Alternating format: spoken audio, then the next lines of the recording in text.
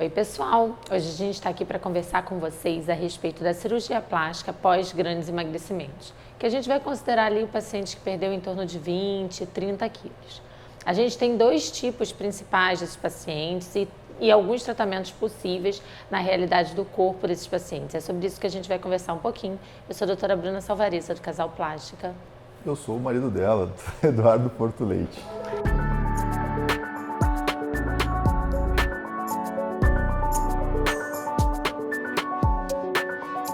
Quando a gente está falando de grande emagrecimento, em geral a gente está falando de dois perfis específicos de paciente. Ou aquele paciente que recorreu à cirurgia bariátrica, né, e por isso perdeu bastante peso, ou aquele paciente que perdeu peso através da dieta e exercício físico. E aí a gente já diferencia dois grandes públicos que no seu contexto de pós-operatório vão ser bastante diferentes. Esse paciente que perdeu peso com dieta e exercício físico, em geral vai ter uma massa magra maior, ele vai ter uma perda mais progressiva e lenta, e com isso a gente, em geral, vê menos flacidez nesse paciente e muitas vezes menor necessidade de procedimentos cirúrgicos em várias áreas. Já o paciente pós-bariátrico que recorreu à cirurgia, ele fez esse emagrecimento de maneira geral dentro de um ano, né? É o tempo que a gente costuma ver a perda de peso, então uma perda de peso acelerada. E dependendo da cirurgia, existe um componente de desnutrição associado a esse emagrecimento, porque algumas das cirurgias pós-bariátricas, elas são desabsortivas. Então a gente tem nesse processo de emagrecimento uma perda muito grande de nutrientes, de colágeno, e traz uma flacidez maior para várias regiões do corpo, né? Mas para algumas regiões específicas e uma coisa importante, sem o ganho de massa magra que a gente vê no outro perfil de paciente. Então, paciente que normalmente a massa magra também está muito espoliada, que também contribui para essa percepção de flacidez maior desses pacientes. Sem dúvida. E uma questão que a gente vê muito no consultório, e o paciente, quando ele perde esse peso, como a Bruna comentou, 20, 30 quilos, às vezes tem pacientes que, através da cirurgia bariátrica, perdem 40, 50, 60 quilos, isso não é incomum, né, a gente vê. É a questão toda que vai, depois dessa perda de peso, ele vai se encontrar, ela vai se olhar no espelho e vai ver aquela flacidez que ela não esperava. Muitas das mulheres não estão preparadas, às vezes, para encarar essa etapa, que é a flacidez de pele. E para algumas isso vai gerar uma certa tristeza, um certo desapontamento, porque elas não estavam psicologicamente preparadas para essa fase. Então, quanto mais, né, a gente tem essas informações, acho que fica mais fácil para a pessoa também encarar todas essas etapas de tratamento, que lá no final vai dar tudo certo e tudo vai ficar muito bem.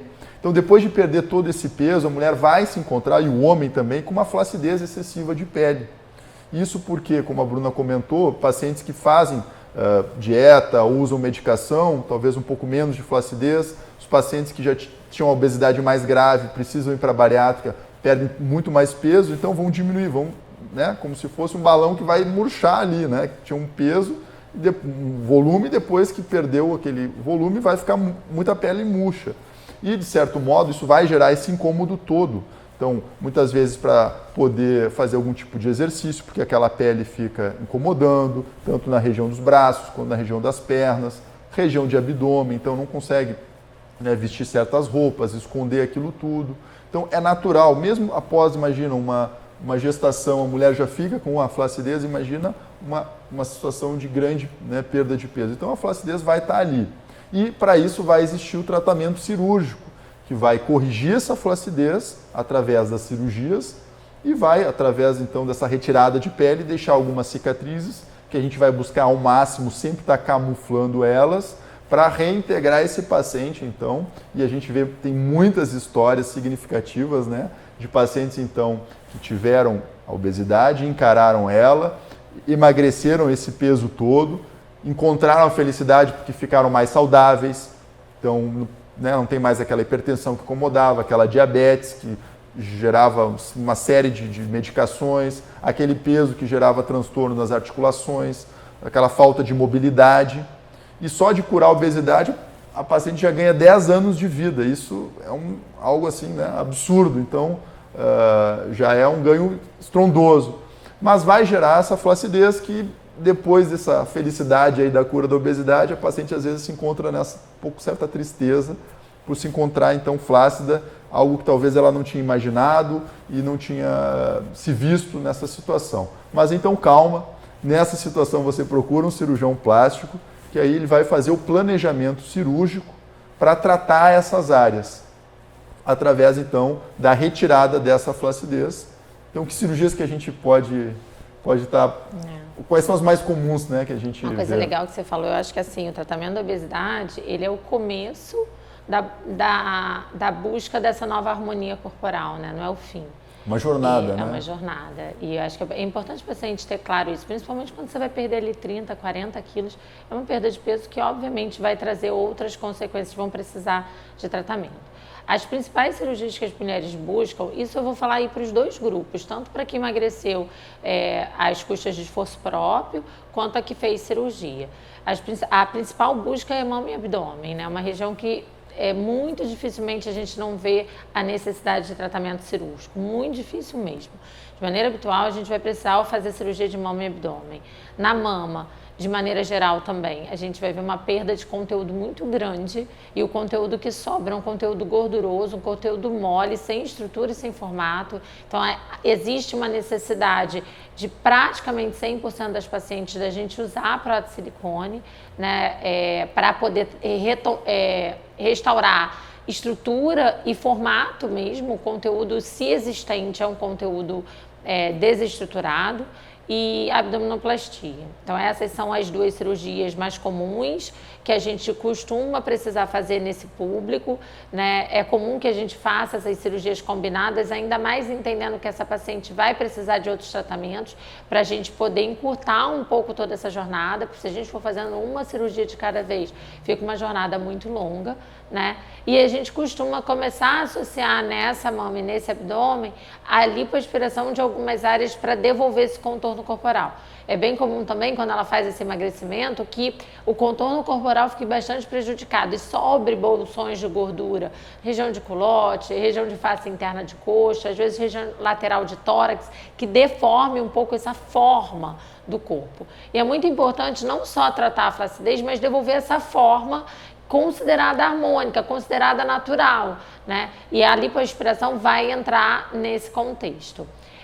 A gente sempre orienta a paciente a começar por essas cirurgias centrais, até porque a reestruturação do centro vai mudar a relação com a periferia, que seriam os braços e as pernas, né? Então, a gente nunca recomenda, às vezes a gente recebe isso na caixa de pergunta, principalmente o paciente pós-bariátrica, que fica com flacidez em braço e perna, e às vezes é a principal área de flacidez, e ela quer começar a jornada de cirurgias por essas regiões. E a gente não recomenda que ela faça essa escolha, porque pela questão de que o centro vai alterar a periferia e também para que a gente possa avaliar o processo de cicatrização em áreas que vão ficar cobertas, que é a mama e o abdômen, antes de pensar em colocar uma cicatriz numa área que vai ficar exposta, como braço e perna. Se a paciente tiver um processo de cicatrização ruim numa área exposta, às vezes isso traz um estigma muito maior para a cirurgia, que a paciente às vezes não vê o efeito positivo de ter trocado uma flacidez por uma cicatriz que ela não gosta. E fala um pouquinho mais aí a respeito dessas cirurgias mais expostas, né? Então, além então da região mama e abdômen, como a Bruna comentou, são as cirurgias iniciais que a gente faz numa segunda etapa. Nessa primeira etapa também, a gente, além de fazer a mamoplastia com prótese e a abdominoplastia, corrigindo hérnia, se tiver diástase, a gente aproveita essa gordura, né? É muito comum a gente indicar isso, e aplica nos glúteos, porque a região glútea, no paciente que perdeu mais peso, ele já poderia, sem, né, ter essa perda de peso, já não ter tanto volume, mas grande parte perde muito volume nessa região, ficando com atrofia do bumbum, fica com o bumbum chapado, não tem formato ali. Então a gente aproveita essa gordura retirada, processa e aplica no bumbum, então fazendo o que a gente chama de lipoenxertia glútea. Ou seja, a gente vai dar agora contornos para essa mulher. Então vai dar o contorno mais anterior através da prótese, dando um volume ali, e posterior também mantendo a harmonia através da lipoenxertia. Essa mesma gordura a gente pode aproveitar na face, então isso é um tema que a gente até pode fazer um vídeo só sobre plástica facial pós-emagrecimento, porque perdeu muito peso, a face vai murchar, né? Os pacientes que perdem muito peso chegam muitas vezes falando assim, doutor, minha face derreteu, né? É um termo muito utilizado, ou seja, perdeu muito volume. Então a gente pode trazer de volta esse volume através dessa gordura lipoaspirada e, além disso, numa segunda etapa, então, planejar essas cirurgias dos membros. Então, a braquioplastia, que é a retirada da flacidez de pele dos braços, a gente faz uma cicatriz também camuflada nessa região mais medial do braço, e a cruroplastia, que é a retirada da flacidez das coxas, que é uma cirurgia mais delicada, porque ela envolve uma cicatriz que fica perto, né, da região onde faz xixi, onde tem, né, faz cocô. Então tem toda uma higiene específica ali, é onde tem mais tensão porque a paciente senta, então gera mais tensão nessa cicatriz, exige um cuidado muito especial nessa região. E por fim também a própria cirurgia da face, o facelift. Então a retirada do excesso de pele na face. Essas são, digamos, o combo, né, das cirurgias pós-emagrecimento, sendo que a mama e o abdômen seriam o passo inicial e as restantes a gente avalia de acordo com cada paciente a necessidade e pesa, né, o benefício ou não da cicatriz, se é realmente necessária. Basicamente é isso. Eu acho que assim, é importante que o paciente comece a ver a cirurgia pós-grande emagrecimento não só como uma cirurgia de retirada de flacidez, mas é uma cirurgia de retomada do contorno corporal, para a gente devolver para essa mulher a autonomia e liberdade que ela perdeu com o engordar, né? E aí é o fim dessa jornada. Acho que é isso. Isso, então se você ainda não segue o nosso canal aqui no YouTube, vou convidar você aqui a seguir, se inscreva, isso é muito importante para nós e também deixa seu like aqui. Até a próxima. Tchau, tchau.